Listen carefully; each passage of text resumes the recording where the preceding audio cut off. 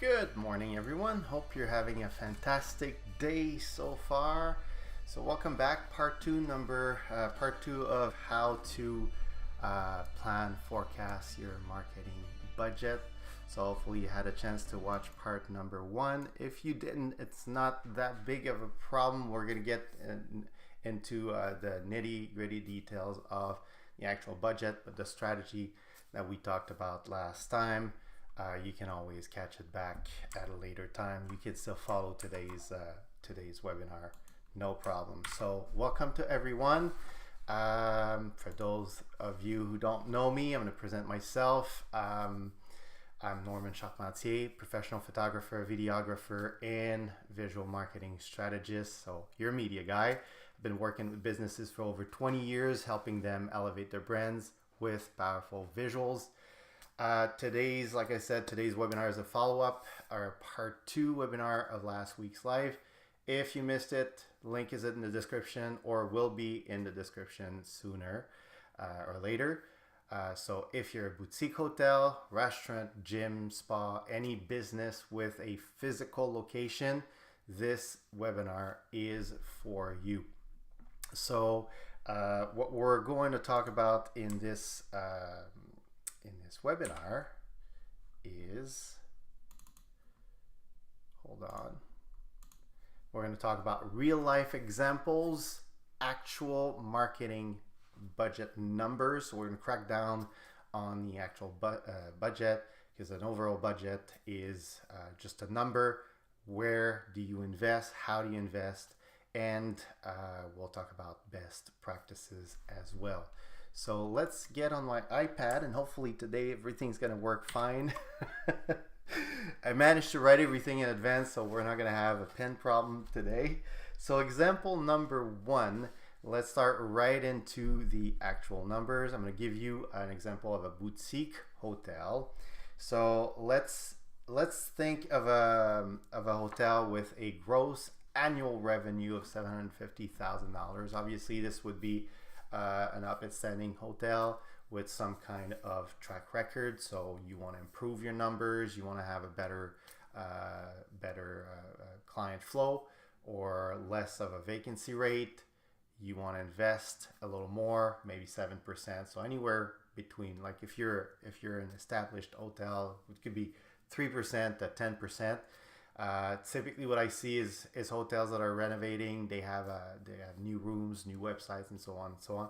They typically invest a little more to promote their newly renovated hotels, make a bit of a brand statement on the marketplace. 7% would be a definite good number. So if we get into the actual numbers, I have created an Excel spreadsheet or Google spreadsheet in this case. If ever you want to have a copy of this, please just write in the comments Google spreadsheet, and I'll get in contact with you. I haven't created any link to share yet, but if you want to have this, it's created, it's ready and up and running. So if you want to have a copy of this, just let me know in the comments. Google spreadsheet, or just leave me a comment and I'll get it for you.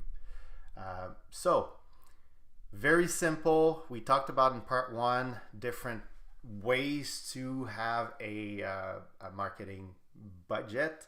The simplest one, especially if you're just starting out, is budget percentages. So we said 750, and we have a 7% target. So that would give us a $50,000 marketing budget in actual dollar amount. Now here's the kicker on this. You have the overall amount, but you also want to plan your marketing categories. In the case of a hotel, you want to plan for digital advertising. You want to plan for social media content on a regular basis. This is super important. I see so many hotels that don't have a social media content strategy, and I think it's really hurting any hotel or any business brick and mortar, you have a physical location, you don't have a strategy to have regular and consistent content pushed on the social media, I'm certain of that, you're hurting your business. It needs to be refreshed. It needs to be alive, same as your business. So this should be a higher percentage that maybe some of the other stuff, especially in the hotel business. Yes, you want to create loyalty programs if you're aiming at frequent travelers, for example. But if you're more of a boutique hotel aimed at tourists, maybe a loyalty program is not so important, nor an email SMS marketing. So you wanna weight your average in a certain way that you invest where it's most profitable for you. And if you go back to my part one, this is where you try and you monitor and you adjust. You're not going to have perfect numbers right from the get-go, but if you're starting out, you start with something and then you adjust. So digital marketing, if you're a boutique or a boutique hotel or small local hotel, this should be a fairly important number. So I would start maybe with 30% of your overall budget, and social media content, I would go ahead with a 30% also. This is to be adjusted depending on the type of clients you're aiming at. If you're aiming at business professionals that are frequent travelers, maybe your digital advertising is going to be more important, because you're going to need to have that targeting done when you're doing your ads.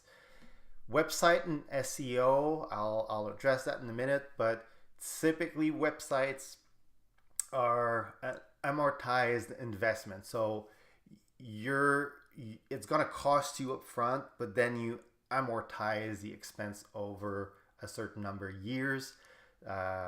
So this can be anything from 15 to 20%. I like to keep it on the lower end for hotels, because if you invest the right amount of money right from the get-go, you have a good hotel website, you have booking capabilities and so on, then it becomes a payment to your website company, or you just invested the amount and then you repay it over time. SEO is where you might want to invest on a regular basis, making sure you have the right keywords and you're ranking properly on Google searches and so on. So 15% is a good amount, yet always be readjusted. Loyalty program, email, SMS marketing, yes, definitely you have to be on the bandwagon, but I would say 10% maybe of your overall. Now, depending on business you're in, now I'm talking about hotel, boutique hotel. That's an example I'm giving you, but if you're a boutique hotel, maybe you will want to have some kind of investment to events, community events, partnership, PR, print and in-store marketing. This is where you adjust according to your needs. There's no right or wrong amount, but I would like to say 5%. Yeah, that's a bit on the low side. I would say 10% for the print and store marketing, because you're always going to have flyers to print. In-store marketing, you know what? I'm gonna make this 15%, because I'm thinking of all the branded collaterals, pens, bags. Maybe some of your clients are going to leave with some kind of branded material. So 7,000, and that could be on the low end as well. So to be adjusted. Sometimes you play with the numbers to see what works and what makes sense for you. The goal here is to spend the 7% in full. So these numbers have to be equal to 100% or to your total marketing budget. So that being said, now you get into your every separate categories, and then you have your budget for that. So digital advertising can be broken down into Google Ads, Meta retargeting ads for visitors. So you start with Google Ads and then you attract customers. So what is typically your customer's journey? So you need to determine that. There's a bit of a background work to be done before you get into this. But if people Google hotels in Montreal, Canada, you wanna be there. And obviously, most of the time people are going to find you through other websites like Expedia or that kind of websites. But if you can manage to have a good SEO and Google ad strategy, maybe you're going to increase your direct bookings, or people will find you on Expedia, but then you have a strategy on your website because you just redone your website and you have great professional visuals. Then you increase and that's how you can do your return on investment. Anyways, I'm digressing, but Google Ads, you drive traffic through to your website. That's the idea. That's the key idea. Then you retarget ads for visitors, because sometimes people are just looking, right? Not everybody is booking right away when they're looking. Maybe they're planning for their trip budget and so on. So they do some searches, they put you in bookmarks, and then you retarget them through Instagram and Facebook. So that needs to be assessed. Programmatic display ads, Google AdSense for brand awareness in general, or just targeted ads for lead generation or website traffic. And obviously you want to plan for your just YouTube and TikTok video ads showcasing, not inventory, but showcasing your brand and so on. And obviously you can add to this list. I try to keep it bird's eye view, but that's the idea. So how much of that $15,000 do you want to spend in Google Ads and retargeting ads and programmatic? So I would probably put a 50% on that. So you can always do, let's say, $7,000 on this. You can go with percentages, but then again, my Excel spreadsheet, I wanted to keep it simple, just to have an overview or a high level planning of sorts. So let me just put that in dollar.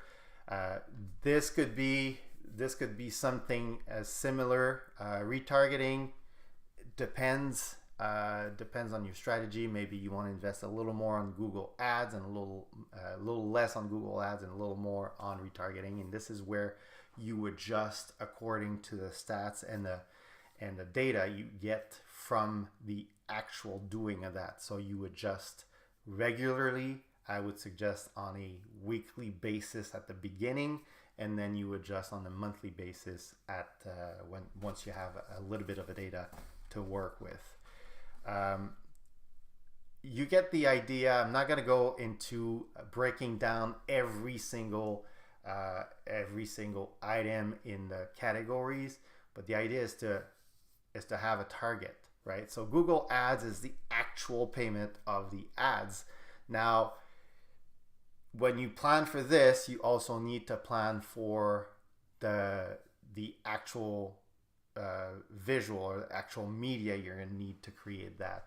And that leads me to the social media content, because usually you repurpose whatever you do for social media, you repurpose this, or you integrate it with the actual creation of the content, visual content and so on.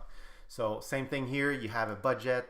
You need to break it down into high quality professional photography and video. I want to make a difference here. High quality professional photography and video for your social media content. It's not the same as for your website, right? When you do a website, you plan for that professional photo for your website. It's in your website cost, but at the end of the day, social media is separate from that budget. So high quality professional photography and video, how much do you want to spend on that $15,000? Bear in mind, this is where it gets fun, because you have this, it becomes organic, and then you can reuse this for the actual boosting of those of that content. So that investment you do here can be used for your digital advertising. In some ways, your what we've seen here, the print and store marketing and the partnership and all that. So that investment is, I would say, has a ripple effect. So when you're creating regular social media content, you can reuse it. So what you want to create: photography, video, reels, stories featuring your products and services. Maybe you're gonna have and look into Instagram, TikTok influencer campaigns. That's something to look into, even though like sometimes that can drain your budget really quickly. So you have to be cautious on picking the right influencer if you really want to have some kind of return on investment. Customer testimonial survey videos and user generated content.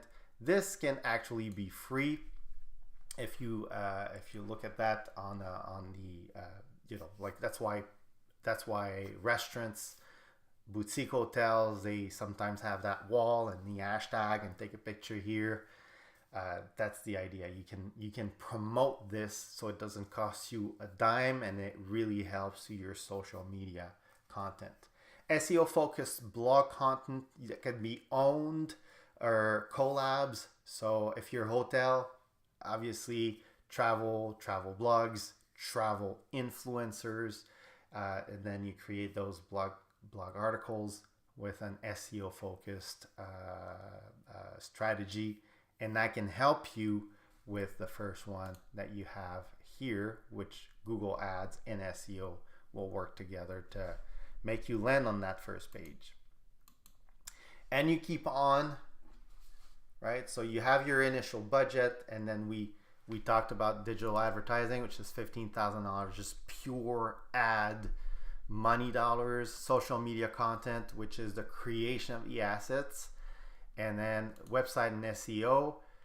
Like I said, this is I forgot to add the actual website, right? So you're probably going to create a website every 5 to 10 years. It's moving fast, especially now with AI. So I would say 5 years, you amortize. It costs you $10,000 to redo your website, or $15,000 or $20,000. You divide that by 5, it's $4,000 per year. So you break it down there, it's amortized. Next time around when you need to redo it, you have the money, or you know it's going to cost you about that. Fast mobile friendly site with high quality website. It's actually there. It's just not labeled. Fast website with high quality visuals. Landing pages also, sometimes if you're running promotions and exclusive events for past clients, that might be something you want to look into. And lastly, in my explanation, but first on the list, as you can see, Google My Business.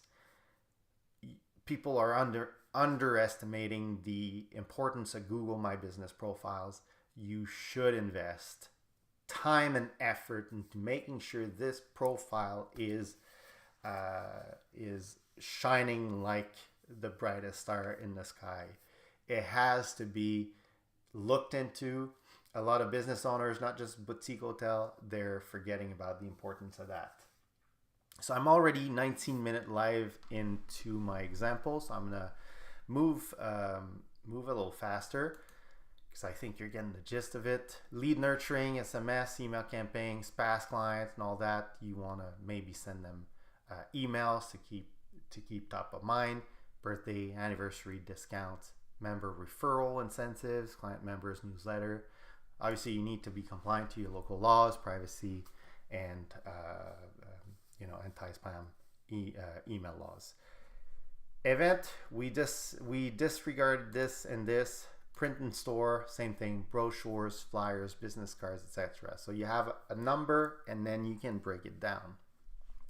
So if I go back to my first page on that, you get the idea, guys. Like, the idea is to have a gross revenue percentage, and then you can actually break it down in something digestible and this becomes an action plan.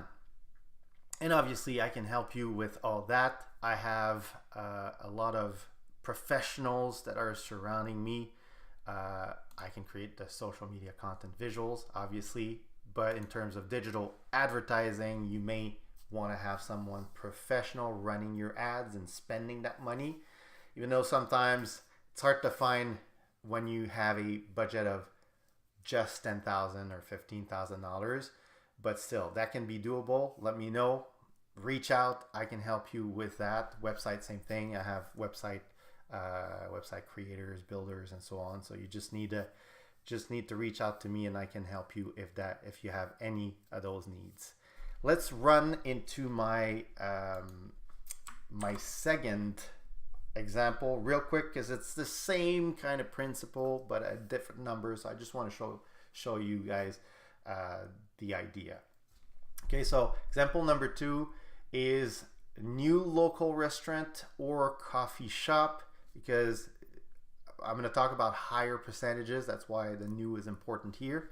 So if we're looking at a new restaurant, not that slide, this one, let's run the number. Actually, let me go back here for a minute. Gross annual revenue, $300,000, 10%. That's the idea. Okay, so let's jump in. $300,000. And you want to invest 10% of your gross. So now the digital advertising may not be so important. If I'm running a local restaurant, you have always to look at the customer's journey, and that's something I can do with you. You look at the customer's journey. What do you do if you're someone local or a tourist and you want to find a good restaurant? You're going to Google it.